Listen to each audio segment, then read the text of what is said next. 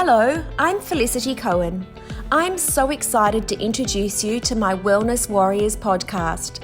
For over 20 years, I've been a passionate advocate for helping thousands of Australians find solutions to treating obesity and health-related complications through surgical intervention and holistic managed care.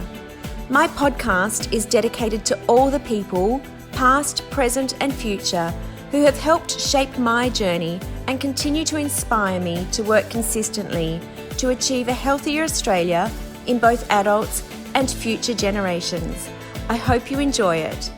As far as having high blood pressure and other medical concerns, how do they all look now? Okay, so blood pressure's gone completely. I was on the verge of having diabetes, all gone. My mental health is just so much better. The fact I don't have the social anxieties, I'm happy to go, and if someone asks me to do something, I say yes. I don't say no anymore. I'm not sitting on the couch. I'm not hiding away. I'm comfortable to go out and do these things and achieve goals and, you know, things I never thought I would ever do. So actively living your life. Yes, 100%. That's an incredible transformation, and something that I'm learning more and more about when I'm talking to people is how impactful this is over a 12-month period. It's incredible when you've had a story and a history of multiple issues, whether it's the social isolation, the anxiety and depression, all of the medical complications that you've dealt with for so many years. Yeah. And in the space of 12 months, you've completely turned that around. Yeah. I'm not the person I used to be. My mental strength is so much stronger. My physical strength is something, you know, I couldn't even tie my shoelaces properly. I'd have to get my husband to help me before. You know, it's just the little things in life that you should be able to do and comfortable doing, you know, that shouldn't be a struggle. And now they're not. It's incredible. You know, before if someone would have said to me, oh, Candice, we're going to go climb Mount Nathan, I would have just laughed. Have fun, guys. But I actually did it. One of the girls I met through this journey, she said, would I be interested in doing it? And I said, you know what, let's do it. And I tell you what, it is the last part of the journey up the Mount Warning. They call it Mount Warning for a reason. It's a 400 meter like steep climb. You know, you've got metal rails that you're pulling yourself up. There is no way I could have done that at 139 kilos, you know. I did it. I got to the top. I got to sit there and actually take in the views. It was just an incredible moment to think, oh my God, I did this. Who is this person?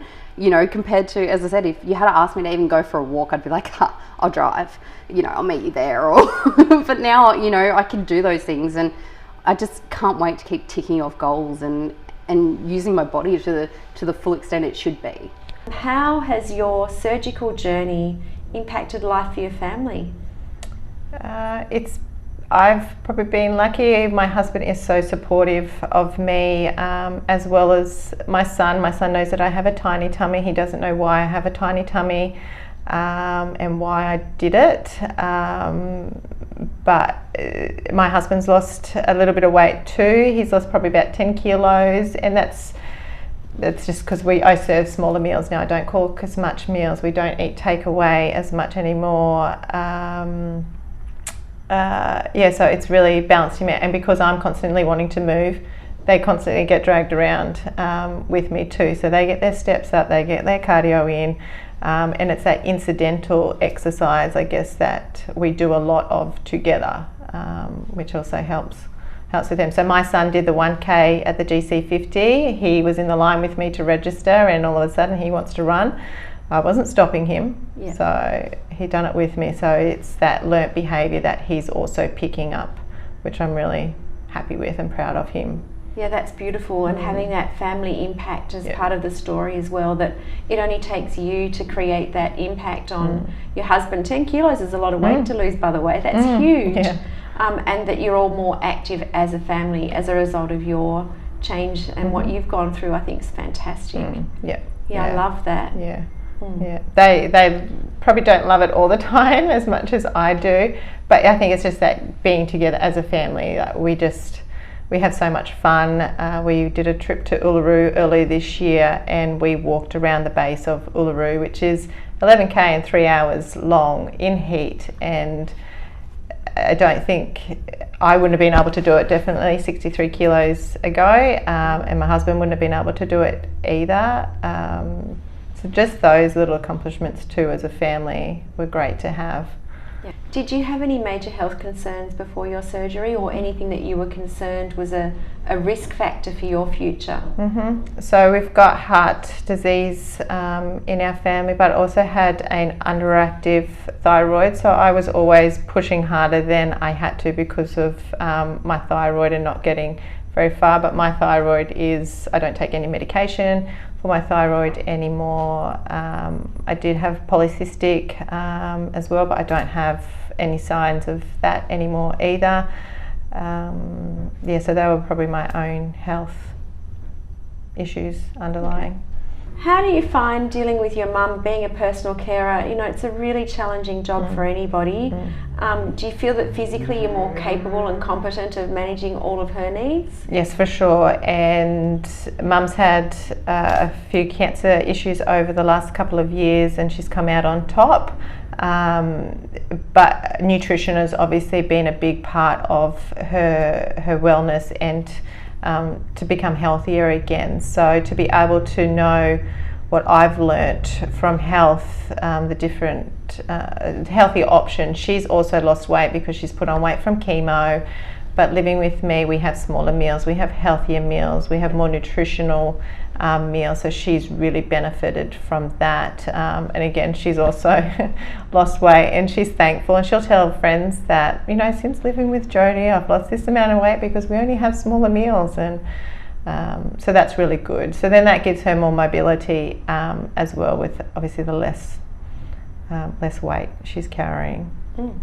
So really interesting question around the financial calculations of how that impacts life post bariatric surgery. So you mentioned before that you don't have as much takeaway. You cook a lot at home. Your meals are smaller. How do you find that on the family budget? Do you think it's made a difference? It has on the food budget, I guess, but on the wardrobe, it's sort of shifted towards the wardrobe budget because I can wear more clothes. So, and I can shop anywhere and everywhere now. So I guess that's that benefit that we've just transferred, or I have transferred that money to the wardrobe. But it has made a big difference in our food budget. Which is great for my wardrobe. So what about in the workplace? How has that changed your life? I'm more confident. I get that a lot, that I'm a lot more confident, and I hold myself differently. Apparently, I don't obviously see it, but I've had that comment quite a few times, is that I hold myself different. I'm a lot more confident. And I do, I guess, thinking that I do speak to people differently and maybe a little bit calmer and nicer. And I think that was just my internal, I wasn't happy probably definitely wasn't happy on the inside, and that, I guess, externalized talking to different people. So, and even at work, we've got a lift, but I choose to take the stairs up to the 4th floor. And again, we're just getting more people at the gym as well with our group. So yeah, I'm just going to take that thought a little bit further, because for me, when we're talking wellness, that self-confidence but happiness, feeling happy in yourself as well is a big part of wellness and how you feel, because that is obviously your mental health overall as well. So that's fascinating how that translates to your interactions with so many different people at in different spaces within your life, your family, your friends, your work colleagues. When you're feeling happier and calmer, those interactions and relationships are going to be so much better as well. They definitely are. And I'm a person that is prone to depression and anxiety. I know my symptoms and I know my signs.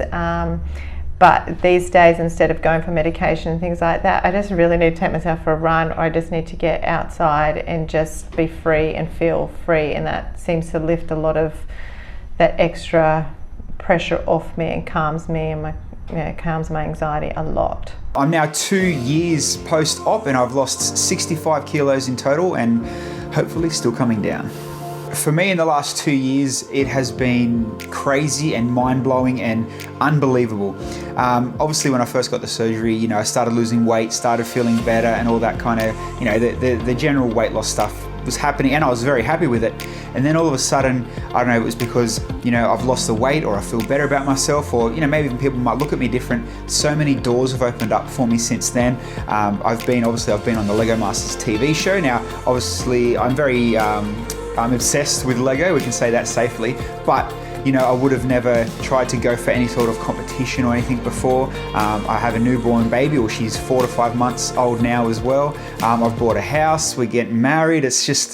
It's a big roller coaster, but it's only getting better and better. So Lego Masters was filmed last year. It was on air TV this year. We started in October, and it went for 2.5 months. So from October all the way almost until Christmas. And it was 6 and 7 days sometimes of straight filming from morning till night. And I've got to cut back to the weight loss things. If I was, before surgery, big, overweight, there's no way I would have been able to stand up and build Lego, or go backwards and forwards to the build table, or stay awake that long, or be half active. And although it's only building Lego, because it's such long days of filming and day in, day out, didn't stop, I felt that it did help a lot in the weight loss side of things. That, and I guess I've got no big gut in front of me that's knocking Lego over on the table. What are you doing to keep more active these days? Apart from being on your feet in your working life every day, are you getting engaged and involved in exercise more? Yes, I'm not a sideline mum anymore. Yesterday is a great example. I'm extremely sore today. Yeah. Yesterday, the kids and I went up to Aqua Splash up at Oxenford, and we spent a good hour on the obstacle course up there. So I'm very, very sore and found muscles today that I never knew existed. But yeah, I'm not that sideline mum. So we go roller skating, we do lots of fun activities that I can actually get out and do with the kids on the weekends now. So yeah, I'm the fun mum now, I'm not the sideline mum. Amazing. So you actually did the water slides with them? I did. I'm seriously impressed. That's huge, because some of those are pretty scary. One of them was. Yeah. Lucky you're only there for an hour. Yes, the kids all wanted to stay on it, but there was a dad and myself on there, and we were like, no, we're done, we've had it. It's great, isn't it? Yeah, it is. It's a lot of pulling yourself up on mats and things, so it was great to know that I actually have the body strength to pull myself up on those mats and things now as well. That was a big goal for me yesterday. Well done. And so roller skating, what other things do you do with your children that you might not have necessarily engaged with them before surgery?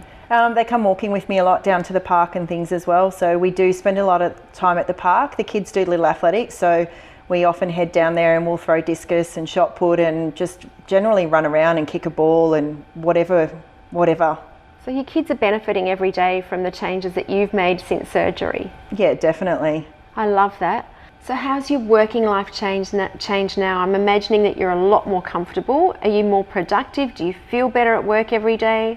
Definitely more productive. It's helped me. I do a lot of stock takes, so I have to get down quite low to the ground. So that in itself has been a massive achievement. Being able to rotate stock, lots of squats during the day. So those sorts of things I used to really struggle with when I had the extra weight, is that especially getting down low, but now it's just so much easier. Paula, how much weight have you lost? To date, 47 kilos. That's incredible. And you're 12 months post-surgery around close on the 28th, yeah. Yes. Wow, so that's a lot of weight to lose. It is. Yeah, nearly a human. Has that met your expectation, and how does that vary from your image of what you imagined yourself to be 12 months post-surgery? It's probably a lot more weight than what I expected to lose, I suppose, in the 12 months. And definitely didn't think I would be down to where I am as far as like clothing and things like that go. So, just about to do that sort of 12-month comparison of clothing I used to wear 12 months ago compared to what I wear now. So that'll be quite an eye-opener. I think I've done my measurements and I can't believe it. I'm just blown away by how many centimetres I've lost all over as well. Amazing. How do your kids respond to you? Do they talk about the fact that you've lost weight? Do they notice? Do they engage in conversation around your weight loss journey? Yeah, even just after yesterday doing the aqua splash with the kids yesterday, they even realise, they're like, Mummy, you wouldn't have done that a year ago. So they're very well aware. My 10-year-old's quite astute when it comes to things like that, and he's very well aware of the fact that my surgery was almost that year ago. And he just, he brings it up all the time and just says, "Mummy, these are things you wouldn't have done with us a year ago." So when you got to the point where you were ready to think about weight loss surgery, what were some of the most important things that you were looking to achieve? So I guess some people that have had weight loss surgery, and friends of mine that I know have had weight loss surgery also, so for them a lot of it was about confidence, and a lot of it was about how they look and what they wear, and I guess very much how it's going to make them feel.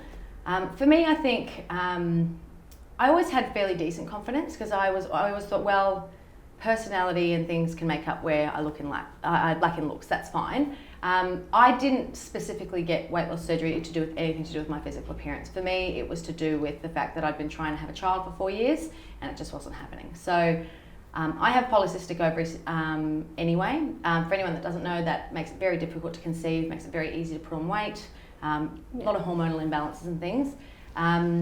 We'd tried for 4 years and had no success. And I had a look at it, and someone said to me, you should probably look into IVF.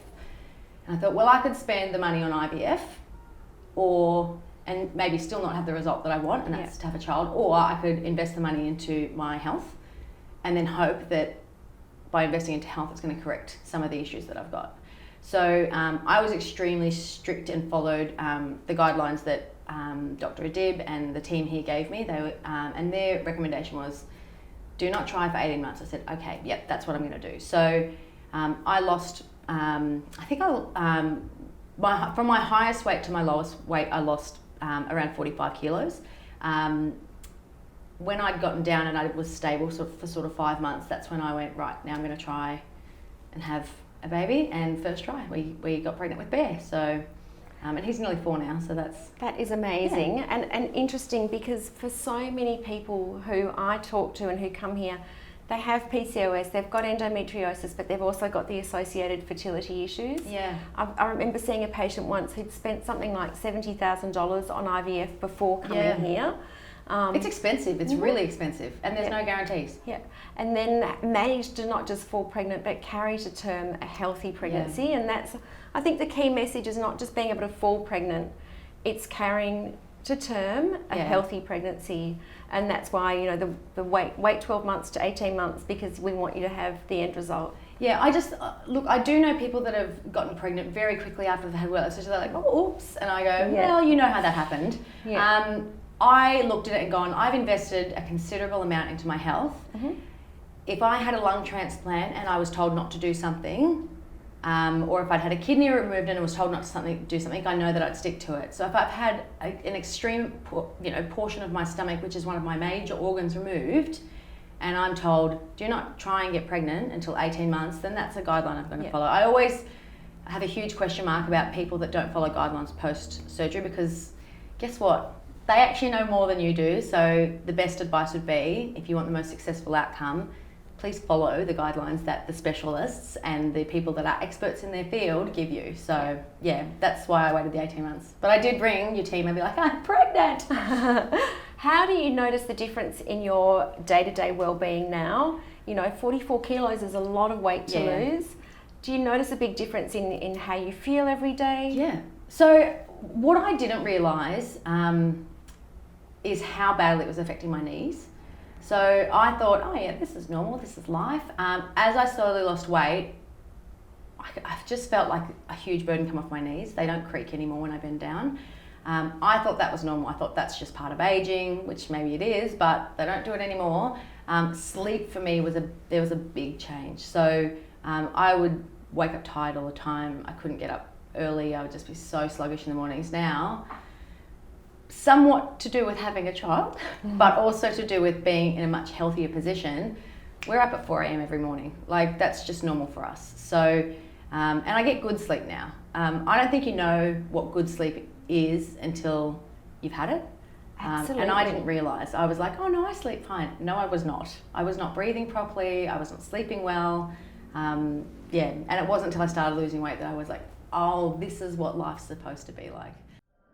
Thank you for joining the Wellness Warriors podcast. It's been a pleasure to have you online with us. If you enjoyed the series, please leave your review, subscribe and follow, and we look forward to sharing many more stories with you in the future.